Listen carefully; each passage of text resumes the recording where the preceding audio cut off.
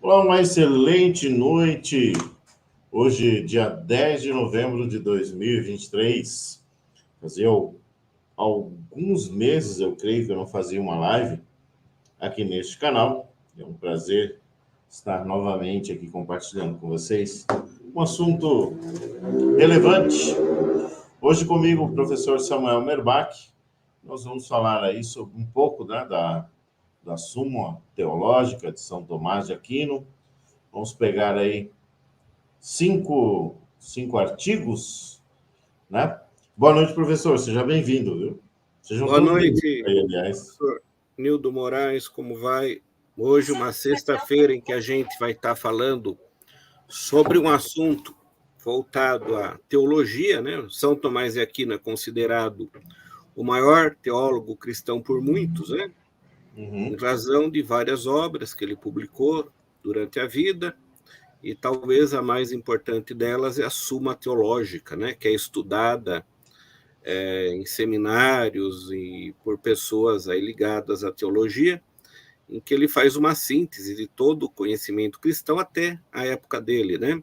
E o que é interessante, ele divide por questões, a Suma é um livro imenso, né?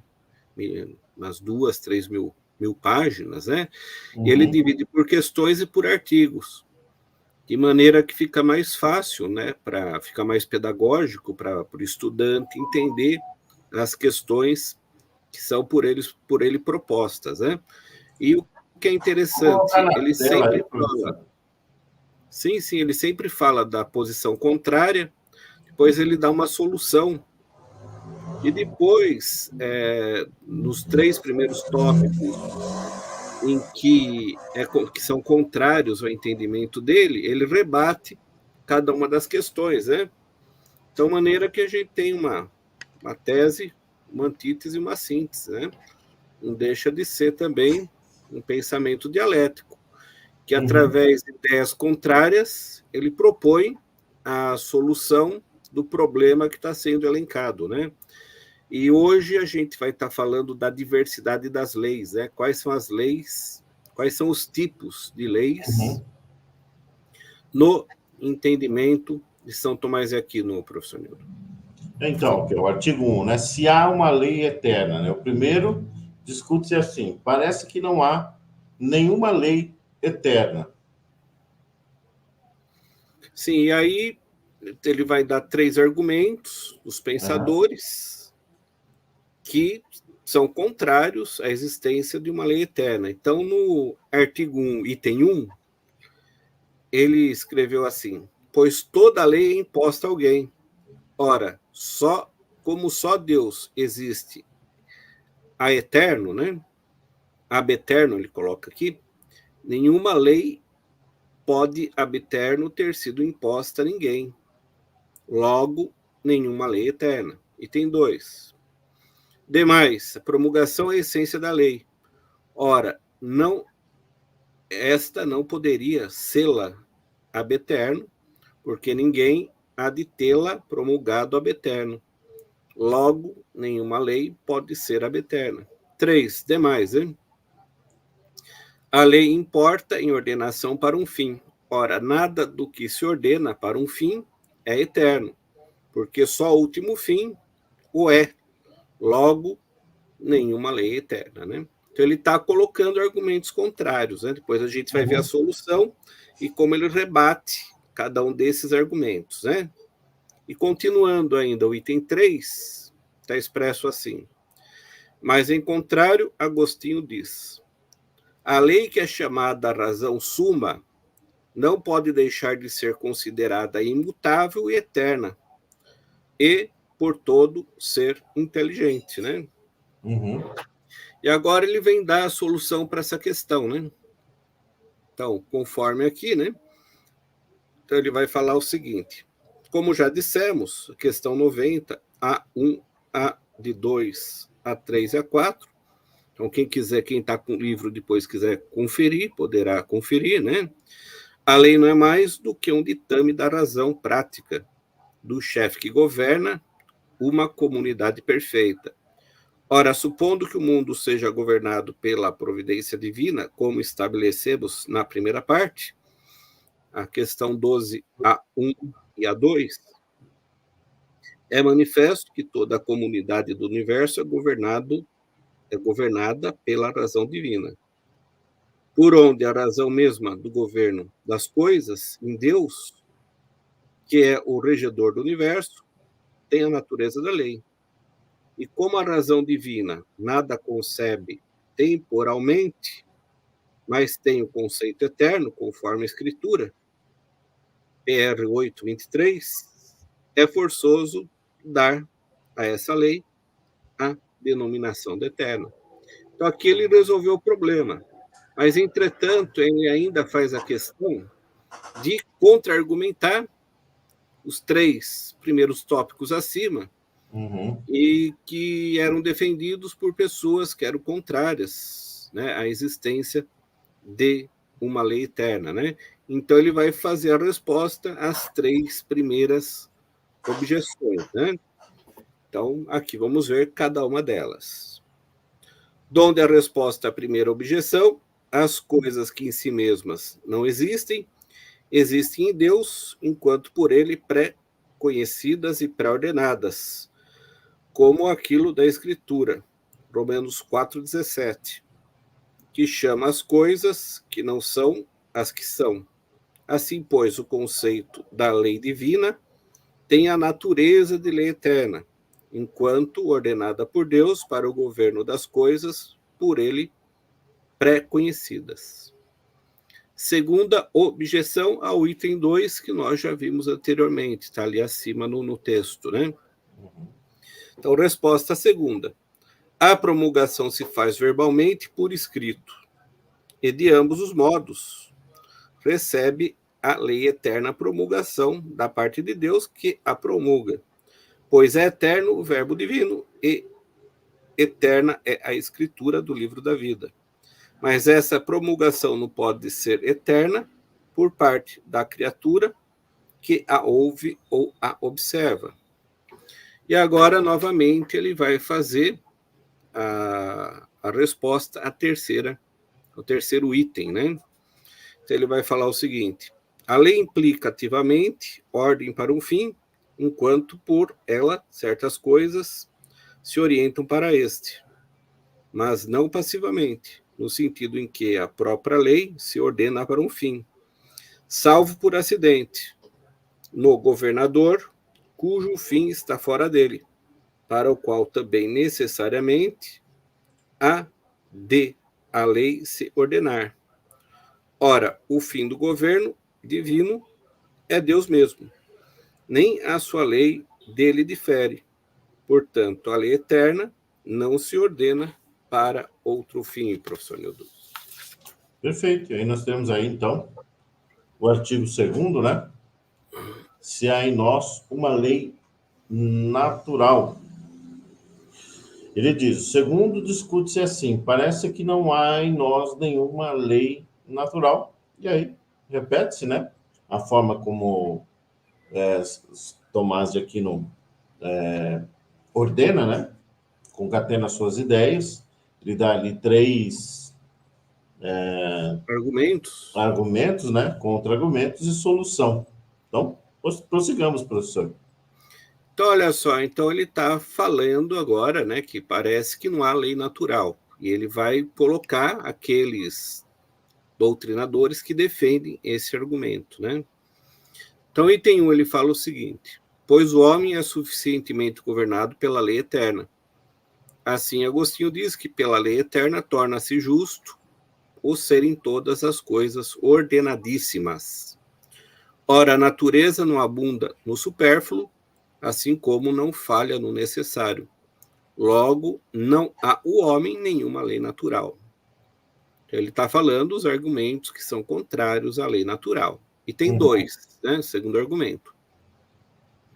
Demais, pela lei o homem ordena os seus atos para o fim, como já se estabeleceu na questão 92. Ora, a ordenação dos atos humanos para o fim não se faz por natureza, como se dá com as criaturas irracionais que buscam o fim pelo só apetite natural. pois o homem busca o fim pela razão e pela vontade. Logo, não há nenhuma lei natural no homem. Item 3. Demais. Quanto mais somos livres, tanto menos estamos sujeitos à lei. Ora, o homem é mais livre que todos os animais, por causa do livre-arbítrio, que, ao contrário deles, possui. Por onde, não estando eles sujeitos à lei natural, nem o está o homem. Mas, em contrário, aquilo na Escritura, Romanos 2,14, porque quando os gentios, que não têm lei, fazem naturalmente as coisas que são a lei, diz a glosa. Embora sem a lei escrita, tem contudo a lei natural, pela qual todos têm entendimento e consciência do bem e do mal, professor Nildo. Perfeito. Ele apresenta uma solução, né? Como já dissemos na questão 90, a 1, sendo a lei regra e medida, pode de dois modos estar no sujeito, como no que regula e mede, e como no regulado e no medido, pois na medida em que o ser participa da regra ou da medida, esta mesma é regulada ou medida. Ora, todas as coisas sujeitas à divina providência são reguladas e medidas pela lei eterna, como, sobretudo, resulta a questão 1, né? Por onde é manifesto que todos participam, de certo modo, da lei eterna, enquanto que, por estarem impregnadas dela, se inclinam para o propósito, para os próprios atos e fins. Ora, entre todas as criaturas, a racional está sujeita à divina providência de modo mais excelente, por participar ela própria da providência, provendo a si mesma e às demais. Portanto, participa da razão eterna, donde tira a sua inclinação natural para o ato e o fim devidos. E a essa participação da lei eterna pela criatura racional se dá o nome de lei natural. Por isso, depois do salmista ter dito no Salmo 4, versículo 6, sacrificai, sacrifício de justiça, continua para como que responder aos que perguntam quais sejam as obras da justiça. Muitos dizem, quem nos patenteará os bens? A cuja pergunta dá resposta, gravado está, Senhor, sobre nós o lume do teu rosto, querendo assim dizer que o lume da razão natural, pela qual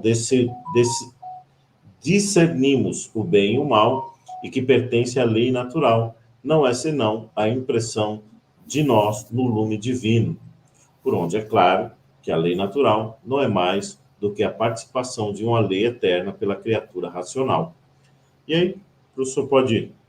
Sim, aí ele faz objeção à primeira questão que nós verificamos ali acima do texto, né? Uhum. Onde ele estabelece o seguinte: a objeção procederia se a lei natural fosse algo diverso da lei eterna. Ora, ela não é mais do que uma participação desta, como dissemos. Resposta ao segundo item, né? Toda operação da nossa razão e da nossa vontade deriva do que é segundo a natureza, como dissemos, questão 10-1. Pois todo raciocínio deriva de princípios evidentes, e todo desejo dos meios deriva do desejo natural do fim último, por onde e necessariamente a direção primeira dos nossos atos para o fim há de depender da lei natural. E por fim, nessa questão, ele faz a resposta à terceira objeção, né? Onde ele estabelece que mesmo os animais racionais participam, a seu modo, da razão eterna, como a criatura racional. Mas como esta dela participa intelectual e racionalmente, por isso, essa participação da lei eterna pela criatura racional chama-se propriamente lei, pois a lei é algo de racional, como já dissemos, questão 91. Ora, A lei eterna não é participada racionalmente pela criatura irracional. Portanto, só por semelhança, pode-se chamar lei a essa participação, professor Nildo. Perfeito, então. Pessoal, se vocês tiverem algumas dúvidas, quiserem fazer algumas perguntas, quiserem ter acesso a esse material, só deixar nos comentários, deixar o e-mail, né? Nós vamos compartilhar com vocês, tá bom? Isso é interessante para você que gosta de estudar, até mesmo para você que gosta de estudar teologia, e é um autodidata, né? E quer aprender um pouco mais, ter acesso a alguns outros livros, ferramentas para enriquecer o seu conhecimento, até mesmo para servir de base para alguma palestra, algo que você precise falar em público, você pode aí buscar também base na Suma Teológica, tá bom? Então, pode contar conosco aí. Agora, o artigo 3º, ele questiona aqui, né? Se há uma lei humana. O 3º discutem-se assim. Parece que não há nenhuma lei humana. E aí, as 3 objeções, professor? Então, olha só, a primeira objeção, ele estabelece o seguinte: pois a lei natural é uma participação da lei eterna, como já se disse, questão A2, né? Ora, pela lei eterna, todas as coisas são ordenadíssimas, como diz Agostinho. Logo, a lei natural basta para ordenar todas as coisas humanas e, portanto, não há necessidade de nenhuma lei humana. Segundo argumento. Demais, a lei é essencialmente medida, como disse questão 91. Ora, a razão humana não é a medida das coisas, mas antes inversamente, como diz Aristóteles. Logo, nenhuma lei pode proceder da razão humana. E o item 3, demais. A medida deve ser certíssima, como está em Aristóteles. Ora, o ditame da razão humana, no concernente à direção das coisas, é incerto, conforme aquilo da Escritura. SB, o que seria, professor Nildo? Eu fiquei procurando aqui do que seria sabedoria. Sabedoria pode ser, né? É. Sabedoria 9,14. Pode ser. Tem só nos livros chamados apócrifos, né? Sabedoria. Entendi. Não. Bom, é um assunto para outra live, né? Uhum. Então, os pensamentos dos mortais são tímidos, incertas as nossas providências. Logo, nenhuma lei pode proceder da razão humana. Mas, em contrário, Agostinho ensina que há 2 leis, uma eterna e outra temporal. Aqui chama humana, professor Nildo. Perfeito, e aí vem com a solução, né? Uma lei eterna e a outra temporal, né? Relacionada aqui ao tempo, que ele chama, então, Agostinho, chama de lei humana. Então, olha só a solução. Como já dissemos na questão 90, A1 e AD2, a lei é um ditame da razão prática. Ora, dá-se que o modo de proceder da razão prática é semelhante ao da especulativa, pois ambas procedem de certos princípios para certas conclusões, como antes ficou estabelecido, por onde devemos concluir que, assim como a razão especulativa, de princípios indemonstráveis e evidentes, tira as conclusões das diversas ciências, cujo conhecimento não existe em nós naturalmente, mas são descobertos por indústria da razão. Assim também dos preceitos da lei natural, como de princípios gerais e indemonstráveis. Necessariamente a razão humana há de proceder a certas disposições mais particulares. E essas disposições particulares, descobertas pela razão humana, observadas as outras contradições pertencentes à essência da lei. Chamam-se de leis humanas, como já dissemos, nas questões mencionadas, e por isso Túlio, na sua retórica, diz que a origem do direito está na natureza.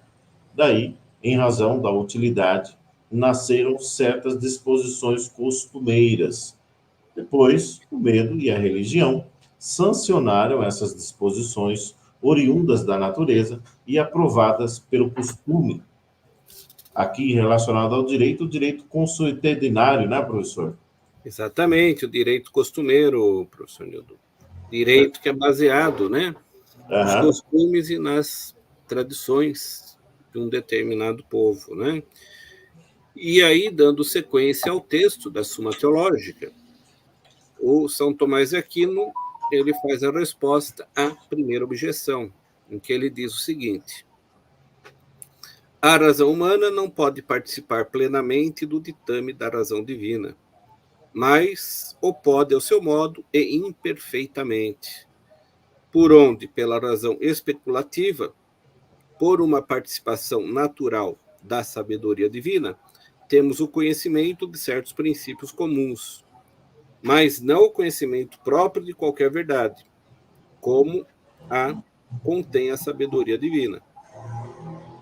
Assim também, pela razão prática, o homem naturalmente participa da lei eterna relativamente a certos princípios comuns, mas não quanto a direções particulares de determinados atos, que, contudo, estão contidos na lei eterna, por onde é necessário, ulteriormente, que a razão humana proceda a certas disposições particulares das leis. E agora a resposta à segunda questão, né? Segunda objeção. A razão humana em si mesma não é a regra das coisas, mas os princípios que lhe são naturalmente inerentes são certas regras gerais e medidas de tudo o que o homem deve fazer, do que a razão natural é a regra e a medida, embora não seja a medida do que é natural. E a resposta à terceira questão, né, dita anteriormente. A razão prática versa sobre os atos, que são particulares e contingentes, não, porém, sobre o que é necessário, como a razão especulativa, por onde as leis humanas não podem ter aquela infalibilidade que tem as conclusões demonstrativas das ciências. Nem é necessário seja toda medida absolutamente infalível certa, mas deve sê-lo enquanto isso lhe é genericamente possível, professor Nilton. Perfeito. Ele contrasta aqui, né, as leis humanas relacionadas aos costumes, relacionadas à razão, né? E assim, a gente sabe que esse assunto, né, professor, é um assunto que não é de interesse geral, né, apenas algumas pessoas. Então, por isso é importante esse pedido que farei a você nesse momento. Obrigado por você estar nos acompanhando aqui. É importante que você fortaleça através do like, através do compartilhamento, do comentário, né? Porque assim o YouTube apresenta esse conteúdo para mais pessoas.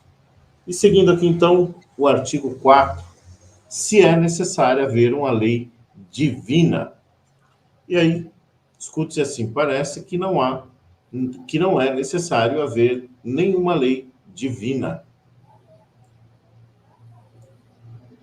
E aí eles, no item 1, ele complementa estabelecendo o quê? Pois, como já se disse, no item A2, a lei natural é uma participação da lei eterna em nós. Ora, a lei eterna é a lei divina, como já se disse, A1. Logo, não é necessário haver uma lei divina, mas a lei da natural, das leis humanas, dela derivadas. Demais, a Escritura diz, Também não SR, consegui identificar. SR 15:14, né? Deus deixou o homem na mão do seu conselho. Ora, o conselho é ato de razão, como já se estabeleceu na questão 14:1. Logo, o homem foi deixado ao governo da sua razão. Ora, o ditame da razão humana é a lei humana, como já se disse no A3. Logo, não é necessário seja o homem governado por nenhuma lei divina. Item 3, demais. A natureza humana é mais capaz do que a das criaturas irracionais. Ora, as criaturas irracionais não estão sujeitas a nenhuma lei divina, além da inclinação natural que lhes é inerente. Logo, com maior razão, não deve a criatura racional estar sujeita a qualquer lei divina além da natural. Mas, em contrário, Davi pede a Deus que lhe imponha uma lei, dizendo, SL 118:33, Aqui é Salmos. impõe Salmos 118:33, isso, professor Nildo? Isso. Impõe-me por lei, Senhor, o caminho das tuas justificações, professor Nildo. Perfeito. E aí é a solução, né? Além da lei natural e da humana, é necessário, para a direção da vida humana, haver uma lei divina. E isto por 4 razões. Primeiro, porque pela lei o homem dirige os seus atos em ordem ao fim último. Ora, se ele não ordenasse só para um fim, que não lhe excedesse a capacidade das faculdades naturais, não teria necessidade de nenhuma regra racional, superior à lei natural e à humana derivada desta. Mas, como o homem se ordena ao fim da beatitude eterna, excedente a capacidade natural das suas faculdades, como já estabelecemos na questão 5 a 5, é necessário que, além da lei natural e da humana, seja também dirigido ao seu fim por uma lei imposta por Deus. Segundo, da incerteza do juízo humano, sobretudo no atinente às coisas contingentes e particulares. Originam-se juízos diversos sobre atos humanos diversos, donde, por sua vez, procedem leis diversas e contrárias. Portanto, para poder o homem, sem nenhuma dúvida, saber o que deve fazer e o que deve evitar, é necessário dirija os seus atos próprios pela lei estabelecida por Deus, que sabe não poder errar. Terceira razão, porque o homem só pode legislar sobre o que pode julgar. Ora, não pode julgar dos atos internos, que são ocultos, mas só dos externos, que aparecem. E, contudo, a perfeição da virtude exige que ele proceda retamente em relação uns aos outros. Portanto, a lei humana, não podendo coibir e ordenar suficientemente os atos internos, é necessário que, para tal, sobrevenha a lei divina. E o quarto, porque, como diz Agostinho, a lei humana não pode punir ou proibir todas as malfeitorias, pois, se quisesse eliminar todos os males, haveria, consequentemente, de impedir muitos bens, impedindo assim a utilidade do bem comum, necessário ao comércio humano, por onde, a fim de nenhum mal ficar sem ser proibido e permanecer impune, é necessário sobreviver à lei divina, que proíbe todos os pecados. E essas 4 causas estão reunidas no Salmo, que diz o seguinte, Salmo 118:8, a lei do Senhor, que é imaculada e que não se permite a torpeza de nenhum pecado, converte as almas, porque regula não só os atos externos, mas também os internos. E o testemunho do Senhor é fiel por causa da certeza da verdade e da retitude, e dá sabedoria aos pequeninos, ordenando o homem a um fim sobrenatural e divino, mestre.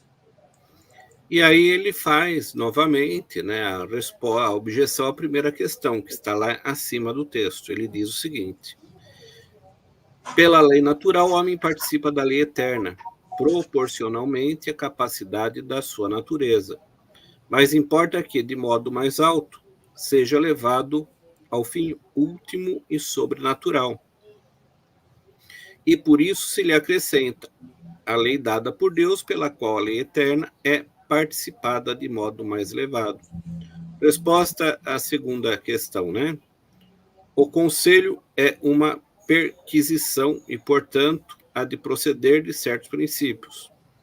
Não basta, porém, que proceda de princípios naturalmente íncitos, que são os da lei natural, pelas razões já expostas. Mas é necessário que outros, que se lhes acrescentam, e tais são os preceitos da lei divina. Resposta terceira, objeção, né? As criaturas irracionais não se ordenam a um fim mais elevado do que o proporcionado à capacidade natural delas. Logo, a comparação não colhe, professor Nildo. Perfeito. E aí, o último artigo dessa live hoje, faremos outros temas também, com certeza, né? O quinto discute-se assim: parece que a lei divina é uma só. E aí, E professor? aí Fala. tem os argumentos, né, Aham. que são favoráveis ao parecer de que a lei divina é uma só, né? Aqui no primeiro parecer se tem o seguinte: pois no mesmo reino só uma é a lei do rei. Ora, todo o gênero humano está por Deus como para um rei. Conforme a escritura, é Célia Salomão, será? Salmo. Salmo Salmo 47:8. 46, 8. Deus é o rei de toda a terra. Logo, há uma só lei divina. Tem dois demais. Toda lei se ordena ao fim que o legislador visa relativamente àqueles para os quais legisla. Ora, em relação aos homens, Deus visa uma mesma coisa, segundo a Escritura, 1 Timóteo 2,4. 1 Timóteo. 1 Timóteo 2,4, né? Quer que todos os homens se salvem e que cheguem a ter o conhecimento da verdade. Logo, só uma é a lei divina. E tem três demais. A lei divina parece estar próxima da lei eterna, que é una, do que a lei natural, por ser mais elevada a revelação da graça do que o conhecimento da natureza. Ora, a lei natural é a mesma para todos os homens. Logo, com maior razão, a lei divina.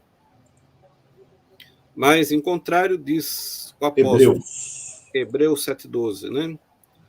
Mudado que seja o sacerdócio, é necessário que se faça também mudança da lei.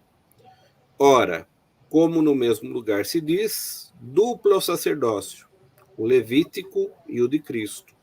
Logo também dupla de ser a lei divina, a antiga e a nova, professor Nildo.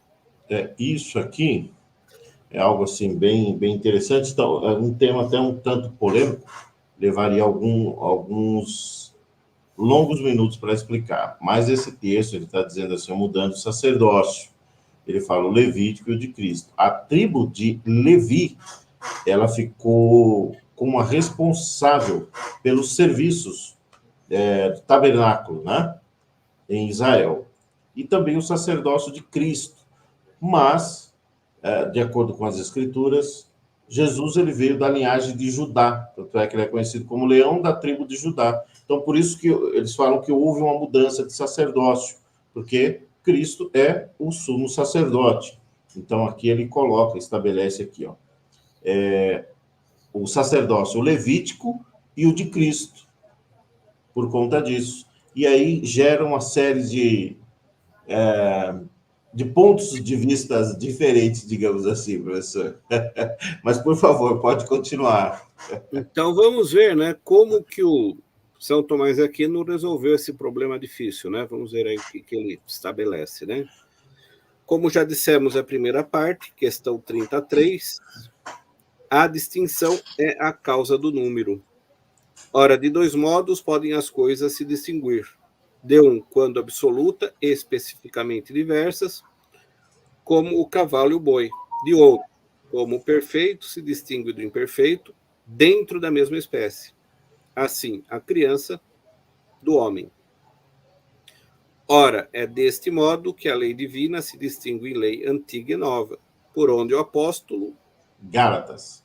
Gálatas 3, 24 e 25, compara o estado da lei ao da criança dirigida por um mestre, e o da lei nova ao do homem perfeito, que não precisa de mestre.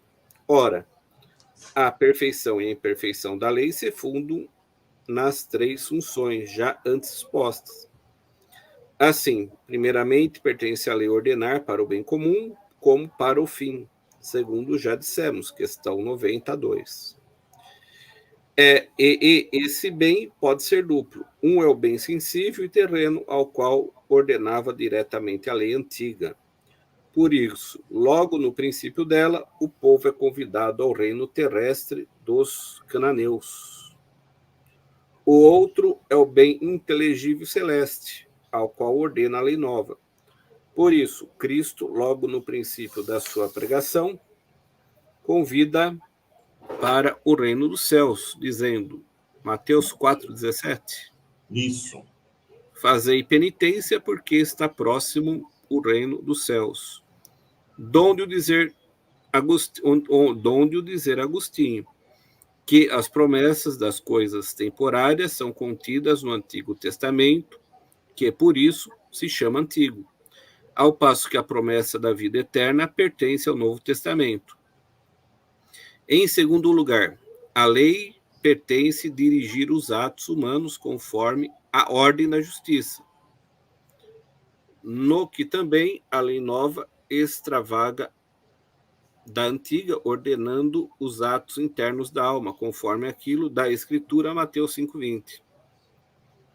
Se a vossa justiça não for maior e mais perfeita do que a dos escribas e dos fariseus, não entrareis no reino dos céus. E por isso se diz que a antiga coíbe as mãos à nova alma. Em terceiro lugar, a lei pertence levar os homens à observância dos mandamentos. E isto que a lei antiga fazia, pelo temor das penas, a nova o faz pelo amor, infundido em nossos corações pelas graças de Cristo, conferida na lei nova e figurada na antiga. Donde o dizer Agostinho, o temor e o amor, eis a breve diferença entre a lei e o evangelho, professor Nildo. E aí a resposta, né? A primeira objeção. Na casa do pai de família, propõe uma ordem aos filhos e a outra aos adultos. Assim também o mesmo rei, Deus, dá no seu reino uma lei aos homens que ainda vivem na imperfeição e outra mais perfeita aos que pela lei anterior chegaram à capacidade maior das coisas divinas. Resposta segunda. A salvação dos homens não podia vir senão de Cristo, conforme a Escritura, Atos, capítulo 4, versículo 12. Nenhum outro nome foi dado aos homens pelo qual devamos ser salvos, por onde a lei, que perfeitamente conduz todos à salvação, não podia ser dada senão depois do advento de Cristo. Mas antes dela, era necessário que fosse dada ao povo, do qual Cristo havia de nascer, uma lei preparatória para recebê-lo, em que já se achassem contidos certos rudimentos da justiça salvífica. E a terceira, né? A lei natural dirige o homem por certos preceitos gerais em que convém tanto os perfeitos como imperfeitos. Por isso, é a mesma para todos. Ao passo que a lei divina o dirige mesmo em certas particularidades em que os perfeitos não se comportam do mesmo modo que os imperfeitos. Por isso, a lei tinha que ser dupla, como ficou dito. Exatamente, professor Nildo. A gente vê aqui, né, a sabedoria do São Tomás de Aquino, né? Aham. Ele pega temas difíceis, Uhum. pega argumentos dos principais pensadores dele e antes da época dele, condensa tudo isso, né? E traz aí respostas, muitas vezes claras e precisas, sobre temas Uhum. que são de difícil entendimento, professor Nildo. Aqui ele trata do tratado das leis, né? Então, os Uhum. 4 tipos de leis, né, que estão presentes na filosofia de São Tomás de Aquino, o verdadeiro tratado, né? Uhum. Então, quem é estudioso do direito, né, deve, com certeza, também ler essas questões, professor. Perfeito. E fica aqui o convite para, caso você não tenha não seja, né, inscrito no canal, que o faça. E também se inscreva no canal do professor Samuel Merbach, onde temos lá temas sobre filosofia, sobre educação, sobre direito, dicas de português, dicas de concurso. Procuramos sempre trazer para vocês, né, conteúdos relevantes, conteúdos que possam, de alguma forma, transformar a vida das pessoas, né? Porque existem muitos conteúdos que são entretenimento apenas. E o que nós nos propusemos a fazer são assuntos que podem ajudá-lo, podem mudar vidas. Esse é o objetivo, né, professor? Exatamente, professor Newton. De tal maneira que a gente trabalha a questão científica da educação em diversas áreas, né? Tais como o direito, né, a própria pedagogia, a questão da filosofia. Também a gente trabalha algumas questões teológicas, alguns pensadores, né, que também são filósofos, como é o caso do São Tomás de Aquino e também Santo Agostinho, que já temos inclusive lives que tratam da escolástica e da patrística, de tal modo que todos aqueles que quiserem se aprofundar no assunto poderão procurar nas nossas playlists, professor Nildo. Perfeito, então. Gente, uma excelente noite, bom final de semana. Professor, mais uma vez, obrigado. E estamos juntos. Logo no início da próxima semana teremos uma nova live. Todos estão convidados, só se inscrever no canal e acionar aí o sininho das notificações. Até mais, pessoal. Obrigado, professor Nildo. Obrigado a todos. Até semana que vem com um novo tema. Até mais.